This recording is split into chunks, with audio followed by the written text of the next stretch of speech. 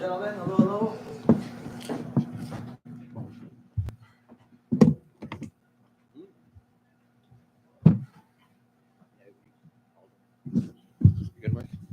Well, Amen. Congratulations on what can only be described as the biggest win of your career. I know it's been a while since the fight actually wrapped. So I guess just what are the emotions now that the dust has settled after not just a big win, but like a very impressive fight all around? Yeah, it was an incredible feeling. I felt like $1 million after the fight. I felt really good. I felt like we won it. I finished the fight super strong. And GSP told me that actually when he missed weight by 8 pounds, the first thing George told me about it was, this is going to be so good for the story. This is going to be incredible for the story. Not only are you fighting a legend in the sport, you're fighting him and you weighed 8 pounds less than him. You had to move up in weight for him. And then getting rocked in the fight adds to the story, adds to the adversity. I overcame it all. So I feel incredible right now. Is that the type of fight you expected in there? Because obviously Aldo, I'm sure you saw the videos. He was very annoyed at his last fight, and he was hoping for someone to stand in front of him. And you basically stood inches away from him that entire fight. So is that what you expected in there? Yeah, I did no wrestling for this camp. I expected us to brawl in the center. I think his last fight really made him upset, and I love to strike. And Merab Davishvili is, the best wrestler in the bantamweight division. He couldn't even take him down. You know what I mean? So I didn't want to waste my time shooting on him. I wanted to strike. I wanted to outdo him on the feet. I didn't outdo him as much as I wanted to. I thought it would go better in the feet. I thought I'd get the hang of it much more. But because of the weight miss, what was playing in the back of my head was that I dehydrated myself 8 pounds more than he did. So I wanted to start much slower than normal because I didn't know if I would take the shots worse than he would take the shots because I dehydrated myself 8 pounds more. I lost so much more water than he did. So I was expecting him to take the shots better. But then in the middle of round 2, I started smiling because I was like, you know what? His shots ain't that bad. His shots ain't that bad. But they were fast. They were fast. He's got quick hands still at his age. He's a legend. I just told him backstage he's going to be remembered forever. And I'm hoping that I gave him a great fight at the end. That was an emotional roller coaster for everybody. And it's a fight that it's a good one to retire on in the sense that, we gave people a war. And I was going to ask this at the end, but I'll ask now since you brought it up. Like, did you have any sense that might have been his last one before this? And then I know you were on the highest of highs, but then when Aldo announces like one of the most beloved fighters on the roster now, his retirement, it's the focus goes to him, obviously. But what was your reaction? I was surprised because he kept saying that he's going for a title run. He kept saying, I'm going for a title run. I'm not done with this. He wanted to win the belt at 135. I heard him say that a few times in different interviews, not just in the same one. So I didn't think he was going to retire. And I'll be honest with you, most MMA guys, they like to stick around a little longer than they should. But I can never say anything bad about Aldo. He's a great guy, and I absolutely love him. And no one should ever forget how good of a fighter he is. And he gave me the fight of my life tonight. And I think he helped propel me. It's almost like I could be the king of Montreal now after that performance. People are going to respect my heart. I told everyone I was going to fight with my whole heart in this fight, and I feel like I delivered. Where do you think this pushes you in your career? Because as a win over Aldo, he might not be top 5, but he is Jose Aldo after all. So where do you go from here? Well, I think I'm hoping that, Tuesday I'm in the top 10, and they give me somebody between 1 and 9. That's what I'm hoping for. It might happen. It may not happen. I want to say a big thank you to Sean Shelby for saving this fight. He gave me a great offer, and I really appreciate everything he did for me to make this fight happen, because it was in Montreal. And to say no, 8 pounds is a big deal, man. Guys complain about 1-2 pounds. I think Chris Eubank Jr. Paid his opponent $500,000 for missing 0.5 pounds. Okay. So I know the average person doesn't understand how much of a big deal it is, but in the Army, they've done some tests before. You can look it up. You can check this out. If you dehydrate someone by 2%, the performance goes down by 6%. So I was much more dehydrated than him. So that's why I started off a little slower. And then just last one for me. I don't know if you've seen the reaction, but the reaction was mixed over who people thought won the fight. So I guess, were you confident when it hit the judges' scorecard? Well, I was confident because after round 1, I knew I lost round 1. It doesn't take a rocket scientist to know that, But that kind of was the plan because I wanted to see how hard he could hit and how well I take the shots. But after round 2, Firas told me straight, listen, it's 1-1. So then I knew, okay, I just got to win round 3. But then when he rocked me, I was like, oh, man, catch your breath, make some space, recover, win the next 15 seconds. I ended up winning the next 2.5 minutes. you know, and he was done. And he was even holding my gloves. And then to finish the fight, GSP was screaming, "Get him out of there! Get him out of there!" So when he grabbed onto me double underhooks, I just started slamming him with my chest into the ground. I wanted to get him out of there. I wanted to prove to everybody that I'm trying to finish this fight right now, and I'm closer to finishing the fight than he is. Thank you. I appreciate it. Eamon right here. Congrats sir. on the win. Obviously a huge one. Yeah. Well, when you talk about the top 10, now you've got some healing up to do after a tough fight. Yeah.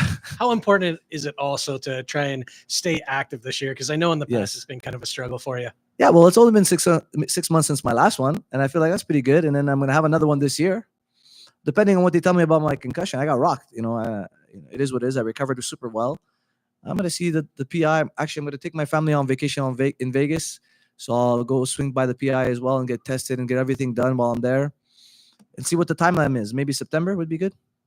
And then I got to give you props for the suit at the press conference. Where'd you get that? Who's the tailor? Guys, it's suitably. You know, they gave me 4 suits for this week. I got to wear one every day for the media. I really appreciate them. Guys, if you're from Montreal, check them out. They make great custom suits.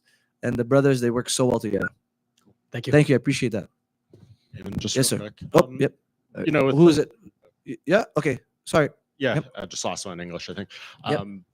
Do you feel like he kind of put you with the weight miss, the late notice, kind of put you in an impossible situation? You know, there was some word going around, like he said he wouldn't fight if, you know, you had to give some of you his purse and stuff. Like, Oh, did he say? I didn't hear him say that. no, I know that was some like word going around. We didn't hear him say that, but did you feel like you were put in kind of a really difficult? I was in a terrible spot, guys. I was between a rock and a hard place because, you know, the last time they came to Montreal was 10 years ago. And I don't know if they're coming back. My wife hasn't seen me fight live in 5 years because I was on a hot streak. And I got the mental coach and I feel top of my game. I got my wife front row tickets. Got my family coming, got my friends coming, got everyone coming here. And it's like, do I fight or do I not fight? You know, and then it's like, if I wanted to become a legend, I would have to face adversity. I'd have to win when the odds were against me. And I felt like I did that today. And then even I got hurt in the fight and it came back. I felt like nobody can tell me my spot is given. You know, it's definitely earned. And not too many people get to beat Jose Aldo at 145. So it's nice to be part of that club. Thank you. Félicitations. Merci. Ce serait pour reprendre une question, mais pour le Oui. public français. Est-ce qu'on peut parler du troisième round? Oui. Qu'est-ce que où tu as trouvé l'énergie justement pour revenir? Et la partie technique, on entendait Georges et ton frère dire d'envoyer beaucoup de coudes, etc. Oui. Après la partie où justement Georges était devant et a poussé un peu la pression, Oui. Comment tu as réussi à inverser la vapeur et est-ce que tu avais pleinement conscience de ce qui se passait, etc. Tu étais tout le temps aware à ce moment-là? Oui, j'étais toujours conscient. Je travaille avec mon... excuse-moi. Sorry. Excuse me. Je travaille avec mon coach on parle pas juste que tout va bien aller. On parle de qu'est-ce qui peut arriver qui est mauvais pour moi. Et une des choses, c'est de se faire mal, de prendre une commotion, de se faire rock et des affaires comme ça. Il me dit tout le temps, si tu te fais rock, qu'est-ce qu'on fait? Et je dis, OK, je dois faire de l'espace, retrouver ma respiration. I have to breathe well. Et gagner le prochain 15 secondes. Et le 15 secondes après ça. Et c'est ça que j'ai fait. Quand j'ai pris la distance, il a shooté sur moi. Guys, Aldo shot on me. Okay? I told everybody I was going to strike. I wasn't going to shoot. He shot on me. Okay? C'est lui qui est allé pour le takedown. Il est allé pour la lutte. On savait, il y avait deux occasions où Aldo va essayer d'amener quelqu'un au sol. C'est quand il pense qu'il va gagner, il va le finir, ou quand il se fait mal. I know in training camp, we figured out that Aldo only shoots on 2 occasions. One, if he thinks he can finish the fight, if he's got the guy hurt. And the other one is, if he got hurt, he shoots to try to recover. So when he shot when I was hurt, it was no surprise. And, you know, and we turned it around and I was really happy that all that mindset training worked. Tout le travail qu'on a fait mentalement a vraiment travaillé pour moi. Last one for me. You mentioned like someone between 1 and 9. Do you have some specific name? Oui, j'ai demandé pour Marlon Vera. On va voir, je pense à un combat qui match bien style-wise. You know, j'ai rien contre lui. It's a respectful call out, guys. I don't have anything against the guy. I just think it's going to be an entertaining fight. We both like to strike, and I think we put on a great show for the fans. And that's half the sport is that. And you talk about Marlon Vera. Marlon Vera, yeah. I think Marlon's matched up with Mario. Yeah, I know. I'm probably out till September. He's fighting in a few weeks, right? No big deal. I mean, fights will be made. Back here, congratulations. Can thank you you. describe what it was like to have your name chanted in this building? Oh, incredible, guys! That's what I was hoping for the most. I got in Edmonton for the first time in my life. You know, some guys go their whole career and nobody ever chants their name in the arena. And I've fought a lot of times at the Apex. I absolutely love the Apex. We cannot get rid of it. But it is great, and it's a special feeling to have a moment like that when the crowd cheers your name. It felt incredible. What did it mean to have GSP in the corner with your brother, and how did he maybe help you the most with this fight? GSP helped me a lot because, you know, he wanted me to finish. And he was excited for the fight. And throughout the fight, he was being involved. I thought he'd be more quiet. I thought he'd let Firas really lead the show. But in round 3, he was yelling at me to go for it, to go for it, to go for it, and I went for it. You know, Firas wanted me to take it more easy and like go for it closer to the end of the round. You know, then I ended up getting rocked. You know, maybe the Rush St. Pierre came out, so I kind of went for it a little earlier in round 3 than maybe Firas would have liked. But listen, in the end, we got the win. It is what it is. It was great to have him. It's nice to have a world champion, one of the greatest of all time, believe that I could win the belt. He told me that I could make a title run, you know, before the fight even started tonight. So I appreciate him a lot. One last one, if I can. I know GSP likes to say there's no courage without fear. Absolutely. That third round, when was that a case of that where your courage overcame whatever, if you were feeling any fear at the time? Yeah, that was my whole heart, guys. I dug deep into my heart and I found a way to come back. And that's what you can expect out of me from now on. Eamon, right here. Yes, sir. You mentioned you wanted to start slow against Jose Aldo. Yeah. Pretty brave game plan to want to do that. Yeah. Was that changed with the weight miss, or was that the plan all along? No, it was with the weight miss.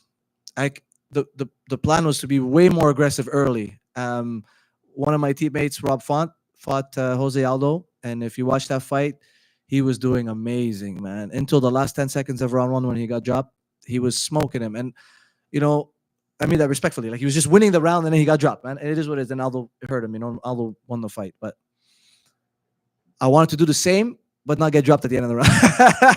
But then with the weight miss, I don't know. Like, listen, I don't know what happens to your brain when you dehydrate 8 pounds more than the other guy. So I took a safer route for round 1 just because of that, you know. But the game plan wasn't that at first. We had to change the game plan because of the weight miss. You mentioned Marlon Vera as a possible next opponent. Yeah. I mean, UFC are coming back to Canada a little bit later on. Oh, I didn't know this that. year, I think that's the plan anyway. But that's what I'm hearing. We'll But, find out. I mean, it would be a good slot for a main event if they were to do that. Yeah, I would love it. You guys think I earned one? That would be great if I earned the main event. That'd be sick. I would love to do that. I absolutely love this. I don't know if you guys noticed, but I've never been in the blue corner my whole life. In any MMA fight, boxing fight, Muay Thai fight, I've always been in the red corner. It's the first time I was in the blue corner. And I had to wait for Aldo to walk out. And then in the moment, I realized, you know what? I absolutely love this. And I walked over to my brother. I shook his hand. I told him I love this. I went over to GSP. I told him I love it in here. I went to Neil. I told him I love it in here. I walked over to Bruce Buffer. I shook his hand. I told him I love this shit. Then I went over to the referee. I told him I love this shit. And then Aldo came back. I couldn't wait for Aldo to get in the octagon. I absolutely couldn't wait for it. Congrats on the win. Thank you. I also want to say, just sorry, guys. Kenny Florian, I got him, baby. Okay? 14 years later, 13 years later, we did it. Okay? Kenny, I got you. Besides having the hometown advantage of Mhm. having the crowd absolutely lose their minds over you, are there any other advantages to fighting in the town that you train out of? It's just nice that your friends and family can enjoy. But in Or the that end, doesn't guys, psych you out having your wife there for the first Nah. time in 5 years. no. I absolutely love her. I want her to be there. But it's just, in the end, it's only me and Aldo fighting. I've come to the conclusion where, like, that's why now she's back in the arena. I've overcome that, like, I don't know what you call it. How would you say that? Superstition, I guess, that she's there or whatever. She used to come to all my fights from 15 until COVID. Only COVID, she stopped coming. Then I got on the hot streak. I'm like, you can't come because I'm on a hot streak. It was basically a superstition. But my mindset coach, mindset Mike, helped me get over all that stuff. In the end, it's mano and mano. It's me and the other guy. That's it. Nothing else matters. Not the crowd, not the arena, not the location. I'm going to prepare to my best, and I'm going to fight with everything I have. Thank you, guys. I really appreciate it.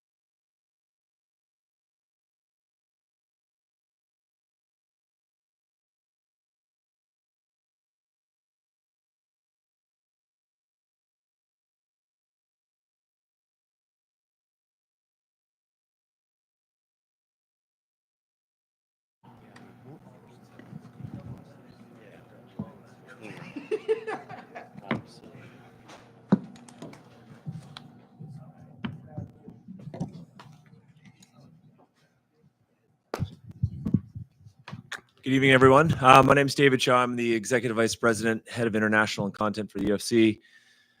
First, I'd like to say thanks to Yves Lalumiere and the team from Tourism Montreal for all their support throughout UFC 315 this week, as well as France-Margaret Bélanger and the entire Canadians organization here at the Bell Center for hosting us. So the attendance tonight was 19,786.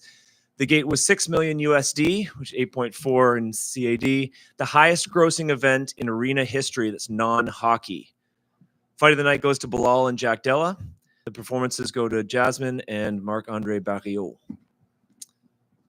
Oscar. Just look, Montreal has this reputation as this crazy fan city, and we come out tonight and you hear the fans' reactions to a lot of the hometown fighters. Talk to us about your feelings of the return to Montreal and the fans in attendance. I think it was great. It was excellent. I was here for the Four Nations in February, and it was really, really loud. And I felt like tonight reached several levels like that. So first and foremost, like, just nice to be back in this building. It's an incredible sports building. It's a great sports town. It's a wonderful town to be in, just generally. Had a couple observations. I mentioned it a bit earlier, but one of the things that we noticed from the press conference and the weigh-in was that it seemed like the average age was somewhere in kind of the low, maybe mid-20s. And so for us, that means a lot. There's a lot of people in this country, and in Quebec, rightly so, that hang on to GSP, as well as Cote and Val and a number of others, Hominick and Stout and a bunch of others who built the foundation for MMA. The fact that we had probably largely 20-year-olds who were in the press conference and at the weigh-ins really meant to us that the fan base is now almost not recycling, but it's growing. There's a new tier of fans that are supporting us here in Montreal and in Canada, and that meant a lot. I also thought that the support that we got from the city was great all week, and some of the activations that were conducted just meant like it was a really nice return to Montreal after a long time. You mentioned the new age of fans. There's also a new age of fighters in Jasmine and Mike. And I'm reminded of when we went back to London after COVID. You had all the English fighters rattle off wins, and you felt like this new swell. Unfair to say Canada MMA has been lacking for a little while. Did you feel like tonight was maybe a turning point in that relationship with MMA in this country? And do you think you can build off tonight and return to Canada with more and more cards moving forward? Yeah, 100%. I mean, between Eamon and Jazz and Mike, the performances there were incredible. I know, saying the torch has been passed is a little bit cliche, but I think that these guys have put in a lot of work in the last few years. Some have had setbacks, some haven't. But the performances tonight certainly catapult them into the next sort of tier, next chapter of MMA in this country. As we're sort of just starting to ramp up the events in Canada, but do you see Montreal moving forward as a fixture of the Canada year? Yeah, absolutely. I mean, I think for us in our minds, Montreal is a pay-per-view city. And so there are a number of pay-per-view cities in Canada. And, we're trying to get back to maybe 3 events a year. So it's it certainly won't be as long as it's been before we return. Right. Obviously, the big story is Canada and all the superstars they had come out of this card. But you have another Australian champion in Jack now. So I know you guys there's these rumors of these Perth fight nights and everything. But is there even a possibility of Jack, maybe making that a pay-per-view now? Because Jack seems like it was great to have Volk fight there, but now to have a champion from Perth as an actual possibility. Yeah, I mean, it absolutely could be. I had the entire Australia team texting, and I'd be like, so what are we going to do in the next pay-per-view in Perth? So we've got lots of support, I think, as everyone knows, from Tourism Western Australia. The events that we've had at the RAC Arena have been fantastic. 100%. Just last one for me, Jose Aldo, basically just said he doesn't really have it in him to do this anymore. So just what was your reaction to seeing, we've seen it before, but this just seemed a little more emotional than the last time he decided to hang it up. Yeah, and I don't know whether I was confused or he just sort of ran out of gas, but that flurry that had the kick followed by Eamon's sort of crunch on the close side, at least on Dana's side of the octagon. I was confused at at what point did he either run out of gas or did he get smoked? Because he kind of went from being on full offense to now on defense, and then clearly ran out of steam at the end of the fight. What's my reaction? I mean, he's King of Rio. He's one of the most important athletes we've had in our sport. He, despite an illustrious career, has had these fights where he's absolutely looked like he's got it. Like he came to fight first couple rounds. Like we were all so impressed. This is a decision that he's got to make for himself, for his family. But no matter what he decides, he's leaving a really important legacy in not only Brazil, but the world of MMA. Long live WEC. Dave right here. I think a lot of people are expecting Dana to come to the press conference tonight. And maybe Lunchbag make letdown, huh? No, but maybe make it. I mean, do you have an international fight week announcement for us? I guess I think that's what I don't. So, I can give you the standard. You got to wait till Tuesday. But no, listen. Dana talked about it in the press conference on Thursday. There were a few different scenarios that he laid out. I'm not gonna. I don't know what the decision is, but I suspect you'll hear more this week. Yeah, just had to ask. Of course. Thanks. Obviously, Marc-Andre, Jazz, Mike Malott, Amen. A lot of momentum here for Canada. We've heard rumors about another Canadian date in the fall. Is there any update on that front? Because that would seem like a landing spot for at least some of them. The update is that we will have a date. The lack of update is that we don't have a date to disclose, nor do we have a city to disclose. But we're actively working on it. Not going to happen in the summer. So we're looking at the fall, October, November. Sounds good. And there was kind of a weird situation this week with Alex Pereira coming out and a tweet that he put out saying he was unhappy with the UFC. And then he turned around and said, "Oh, I was hacked." And then DC came out and pretty much called him a liar. So I'm just wondering, Really? Is everything good on the Peloton front? I don't know anything about that. That's funny. I assume everything's good. Yeah, I haven't heard it otherwise. And then last one for me, just talking about Jasmine in particular. She says she wants to be #1 ranked next year, and coming off a performance like that over Jessica Andrade, do you see that as a possibility? You think she can do that?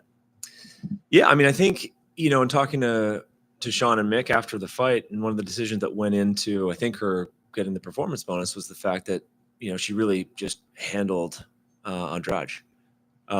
Didn't give her a chance to do anything. So the performance was remarkable. Former champ against a legend. Yeah, she's going to just continue to rise the ranks. I'm not sure I can really sort of place where she's going to be or what the next fight's going to be, but she's demonstrated, and her body of work has demonstrated that she's put herself in a position to have another big fight. Thank you. No problem. Just a quick question about Nassourdine. We heard rumors from Nassourdine? Yeah, because unfortunately it doesn't go well for Manon, but we heard rumors from Caio Borralho, who said that he will face Nassourdine next, but Nassourdine just won against Adesanya, who was better ranked. What's next for him? Do you have information? Will he fight for a title shot next, or can we wait for something else like the Caio Borralho fight? Yeah, listen, I don't have information on his next fight. We had some pretty incredible support from our partners in France this week in Montreal, especially from RMC, who not only supported the athletes on the card, but created a bunch of great content to continue to lift. This was a calculated decision, right? We wanted to bring as many French athletes, whether you were Quebecois or you were from France, to compete on this card. We thought it meant a lot, the impact it could have in the city, the ability for us to promote and sell tickets, which obviously, that thesis worked out well. But in terms of what's next for Nassourdine, I don't know, other than, we really want to get back to Paris. And so the hope is that we're going to be back in Paris at some point later this year. And if we can't, then definitely early next year, because we've had 3 straight events at the Accor Arena that have been a massive success. It will be difficult to have a title shot in a fight night, because Paris, it's only fight night for now. Before? Yeah, I know. Before. So it's not impossible to have a title shot for a fight night. Yeah, or maybe it becomes a pay-per-view. There's a lot of different scenarios. But I can't comment on what's next for Nassourdine, other than I was there in Riyadh when he beat Izzy, and he looked incredible. Thank you. You're welcome. Manon had a good performance, even though she lost. Is that a potential problem for having a next event in Paris? The fact that she didn't win the title, there's no connection between these two things? No, I think between sort of the bona fide stars, whether it's Cyril, Manon, Benoit, Nassourdine, or some of the rising stars, Taylor, Fraz, and others, Nora, we feel really confident that whether Manon won or lost tonight, the objective of getting back to Paris doesn't change. What do you think of her performance? Of Manon's performance? It was great. You're up against a mercenary, you're up against a absolute certified. I mean, she's a bona fide. She is one of the best of all time. I thought Manon was great. I thought she held her own and she battled hard. I mean, I don't know what else to say other than like she took her to the limit and she nearly won the fight. All right, thanks everybody. Take care.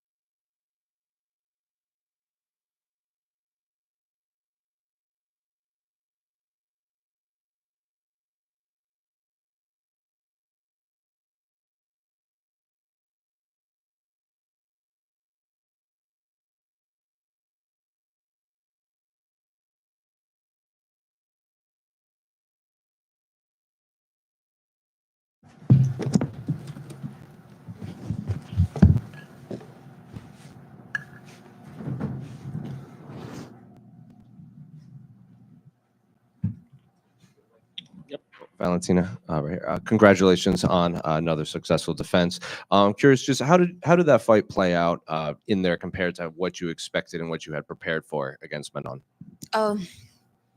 It's hard to say like what you expect because I feel people sometimes expecting like they do knockout submissions in the first round, but it's you have to be ready for the hardest battle. So I feel that this is a very correct approach because if you're ready for maximum and when it's like finishing the first round, then you kind of like, okay, I was getting ready for at least like all 5 rounds. But I knew coming into the fight that it's gonna be hard fight because my opponent Manon, she for a reason got into this challenge for the belt and all her she's 12-0, right? And it's also for a reason, so it's speak by you cannot expect some like easy fight from this kind of person. Seems in the first round when it looked like you broke her nose pretty early, or at least damaged the nose. Did you feel that was a big turning point in the fight because it seemed to take her out of her game for a while? This is a fight. This is what we are like. Every fighters, when we step inside of the octagon, we kind of expecting that it's probably sooner or later might happen, something gonna be broke, and it's better when you broke something than you had that. A lot of the narrative on the broadcast was how big Manon looked compared to you. Like she just looked taller and stronger. Did she feel stronger in there when you guys would clinch up? She felt a little bit slippery for me. It's very hard for me to say that. No, I cannot say that. I had like problems with the size wise because fighting in bantamweight, I fought like Amanda, she's a bigger. I fought Holly Holm, she's a bigger fighter. Juliana Pena, but in that time I am also was a little bit bigger weight class. But now, yeah, definitely she's a strong fighter, and yeah, I think we had good fight. And the last one for me, I don't know if you've seen, and I have to ask. Weili's already sent her message out to you. She said congratulations, and then everything's lined up, and then it's destiny that you two face. So I guess is that a fight you'd be interested in? Do you have a response for Weili? Oh, now I like coming before coming to his to here. So everyone was saying like Weili or Natalia. Like another contender. So yeah, I don't know. Yeah, I just like wanna maybe fans can play some role in that, and if they can like join my OnlyFans page and drop some messages who they wanna see me fight next. So I think it's gonna be we will compare who's next.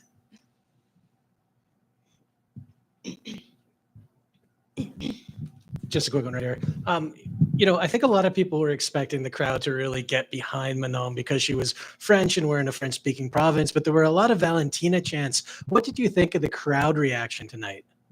I love all the crowd. I love Montreal because we come a little bit early before the fight, and we had opportunity to explore the city.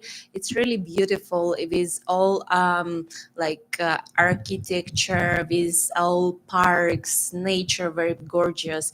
And I'm happy that we had this opportunity to come during the springtime because now it's everything so beautiful. And I just feel that here fans in Montreal, they are really appreciate mixed martial arts and they know true art of fighting. And I know you said you're kind of going to maybe leave this up to the fans a little, who they want you to fight next. But in terms of what's best for your legacy, would Weili mean a little more to you? Probably yes. And considering like all that title defense that I already have in flyweight. And but it's kind of like for me now, after the fight, you got a victory, your belt is with you. It's so much like you have this still adrenaline running and everything like that. And to answer exact question, I would prefer to take it with a 1 or 2 day when I will rest. I don't say about I mean about the timing, because it's very important to have proper recovery and get into the next training camp with full power. So it's mostly about time wise. Thank you. Valentina, this was your 10th win in a UFC title fight tonight, and you join a group of fighters with 10 wins in UFC title fights that includes John Jones, George St. Pierre, Demetrius Johnson, Anderson Silva, and Amanda Nunes. What does it mean to you to be in a group with those kind of names? I'm still keep going. I'm not stopping. It's just the beginning. Love it. Thank you. Hello, Valentina, and congratulations on the win. You two made a huge battle. It was a war. You gave everything in the cage. Did you expect to dominate a bit more, or was she stronger than you expected? As I mentioned, knowing that it's gonna be challenge, I every time expecting the most. It's like I was very confident in my striking, in my distance, and my feeling distance.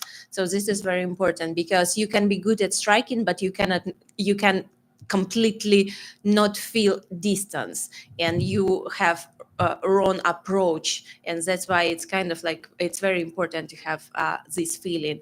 And I am very confident. I'm very rely on my natural skills plus what we are working with my coach Pavel Fedotov. And it's kind of like I expected hard battle, and it was hard battle, and I won. Yeah, you were the best woman tonight. Do you feel Manon gave enough to be proud of her performance? I don't know. I probably you have to ask her this question. But I hope so that she feels good about her performance, because looks like she did everything what she could. Right. Thank you. Congratulations.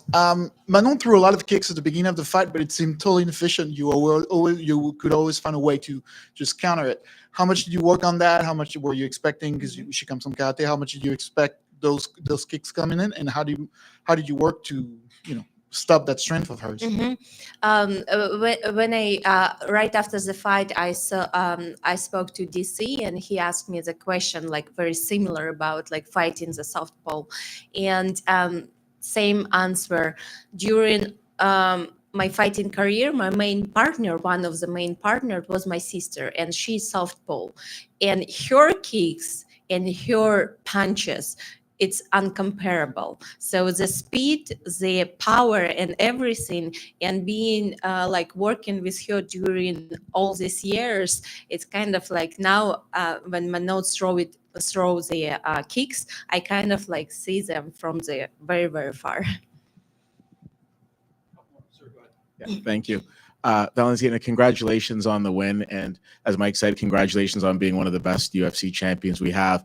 One of the things that doesn't get talked about enough is your incredible dancing. It seems fitting to ask you, since we're in Montreal, will you and your team be hitting one of the late night dance clubs so you can let out some more of those amazing moves of yours? I don't know.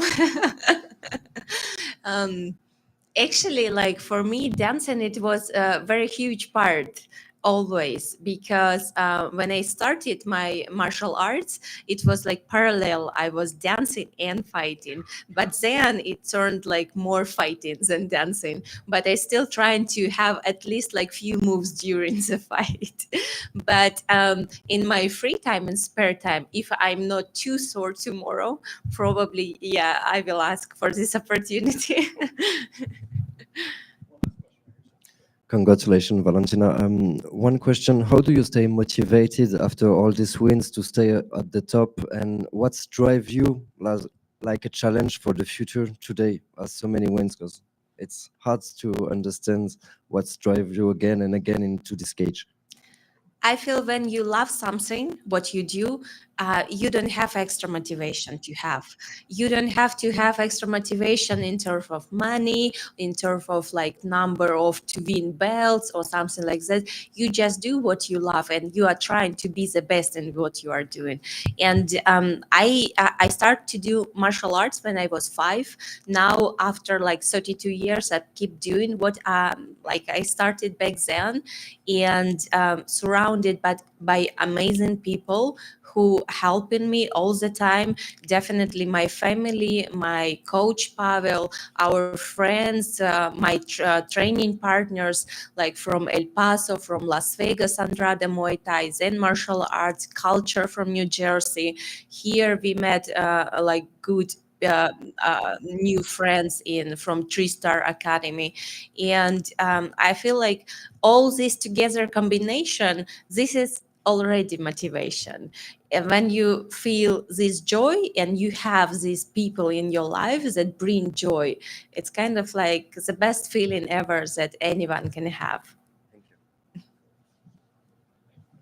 And I would like to add one more thing to be very clear. So before the fight, Manon throws that if she won, I retire. I respond her, if I won, she retire. So I completely don't want her retire. So this is what I really don't want her to follow her words, because I feel it's unfair for the fighter because of some like I don't know, someone put in her mouth to promote the fight or something like that, and now she will be like feeling that she has to retire. No, I completely like no, yeah, don't follow your words. Please stay fighting. Thank you.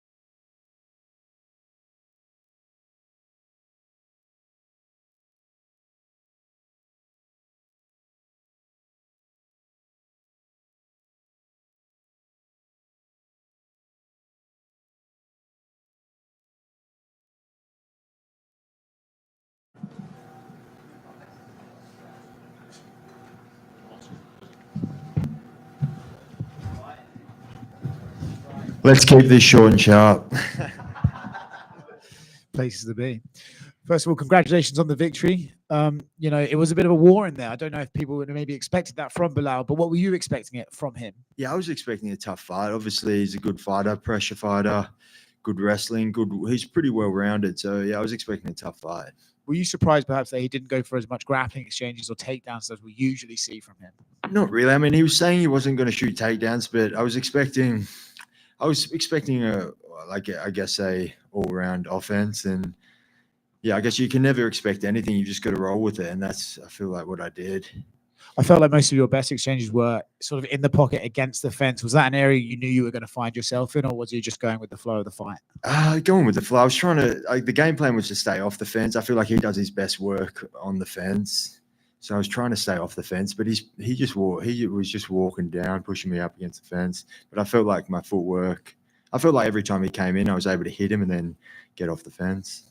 Fifth round, it looked like you had him badly hurt. I was curious if you felt you nearly had him out of there and then you just wanted to gauge your cardio. What were you thinking in that fifth round? Yeah, I was hoping to get him out of there. I was been thinking all week it'd be cool to get that like late fight finish, like the Gilbert Burns. Like it felt good to rally through and then take him out at the end. But I tried.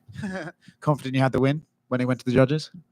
You never know. But I was confident I'd done pretty good work. But I guess you never know when you leave it to the judges. My corner when I finished the fight, I asked the corner a few times and they said, yep, you definitely won that. So just waiting and see, but you never know. Did you exchange much words with Dana in the ring? I saw you talking for a little bit. I spoke to Dana on the phone after the fight. And what did he say? He was happy, He was happy.